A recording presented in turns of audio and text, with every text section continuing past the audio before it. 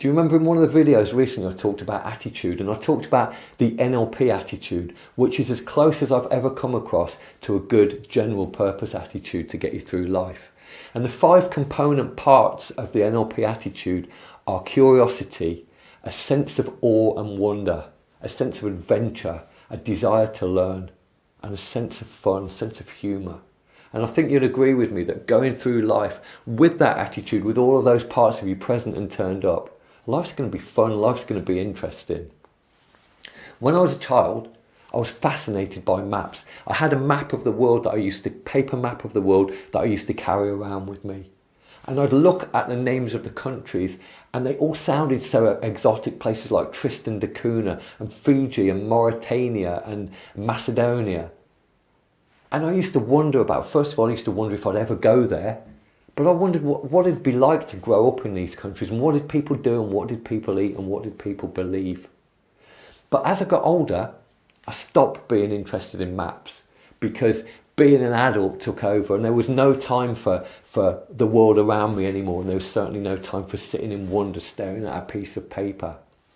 But what I didn't notice, that as that was happening, as I stopped being interested, I started to lose a little bit of that sense of curiosity and that sense of wonder about the world around me. And as a result, life stopped being so interesting. It's like if you're in a room with a very bright light and you turn the light down very, very slowly, you won't notice that it's getting dimmer. And then one day you'll find yourself sitting in the dark. I had a bit of a wake-up call a few weeks ago. I went on holiday with my family to Tenerife. And we had a great time. We got on the plane to fly home. Plane took off and the pilot said, so now we're leaving the Canary Islands and we're going to fly up over the southern tip of Portugal and we're going to fly up through Spain and France and then we'll re-enter the UK. And I suddenly realised that I've just spent a week in Tenerife and I have no idea on a map where Tenerife is. And he talked about Portugal and Spain and France, and I've been to all of those countries. And I could point to where France was. I might have had a good guess of where Spain was, but I had no idea where Portugal was. And it suddenly woke me up to, I used to be really interested in this stuff when I was a kid. And I've set myself a goal that I'm going to learn the name of every country in the world, and I'm going to be able to point to it on a map, and I'm going to be able to draw out where all the countries in the world are. Now, I started about 2 or 3 weeks ago, and so far I can do all of the countries in Europe, Eastern Europe, Western Europe, and I'm now starting on Africa. And you know, there's a lot of countries in Africa I've never even heard of before. But what this has started to do is to reawaken that sense of curiosity and that sense of awe and wonder, because again, I'm hearing about countries that I'd never heard of before. Years ago, we used to hear a lot about Kosovo, there was a lot, and Serbia, there was a lot going on in that part of the world. I had no idea where in the world they are. But now I've started to learn that stuff, and I've started to see the names of the cities in the countries, and it's reawakening that sense of curiosity. But these days, I've got something that's way better than my old paper map that I used to carry around. I've got Google Maps, and I've got this app on my iPad, and I can bring up a globe of the world and I can spin it around and I can see how all the continents fit together. And then I can zoom in on it and I can see these countries. I can see Macedonia and Albania and Romania and Bulgaria.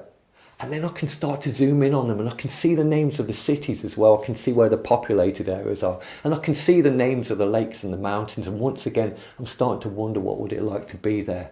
And then I can zoom in even further. And you can start to see these cities and these towns of just generally where all the houses are. And then you can zoom in even further down to street level. You can look at any country in the world and you can see the cars on the drives. You can see the colour of the cars and the colour of the roofs. And for me, it's just reawakened that sense of excitement. Now, I've never stopped learning. When I've done my videos in front of the bookcase, you've probably noticed that I've got a lot of books and I've read all of them, or 99% of them. But most of them are in a very, very narrow field. Most of them are about my work. And I pride myself on knowing a lot about my work. But in doing that, I've become blinkered, or had become blinkered, and I'd lost that sense of excitement about the world.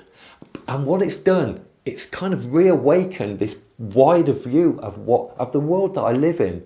Because now that I'm learning about the countries, I'm also learning about the capital cities and what are the flags of these countries. And then it's starting to really expand my thinking to, what about the histories of these countries? How long have they existed? What is their relationship with their neighbour? What wars have these countries been through? How do people make a living in these countries? And I realised that I don't even know the history of my own country, let alone histories of other countries. And suddenly, it's like I've woken up, and the excitement, the sense of wonder and that curiosity is coming back. And what about you? Do you still have that sense of life is amazing, life is fun, there's so much to be curious about, there's so much to learn about, there's so much to wonder about, and so many things that make you go, wow. Dogs do that. Dogs are brilliant at that, aren't they? And children are not so different to dogs. But what about you? Have you still got that, or has that become dimmed a little bit over time? And if it has become dimmed a little bit over time, what are you going to do to bring it back? And for you, it's probably not looking at maps. That's my hallucination. What is it that you can do to bring back some of that sense of wonder, some of that curiosity, and to open up that vision from being the tunnel vision that we kind of get entrained into being as adults by life in the 21st century? How can you open up your awareness, your curiosity, and what you want to find out about? We live in an amazing world. There's so many things to explore, so many things to find out about it, and so many great experiences to have.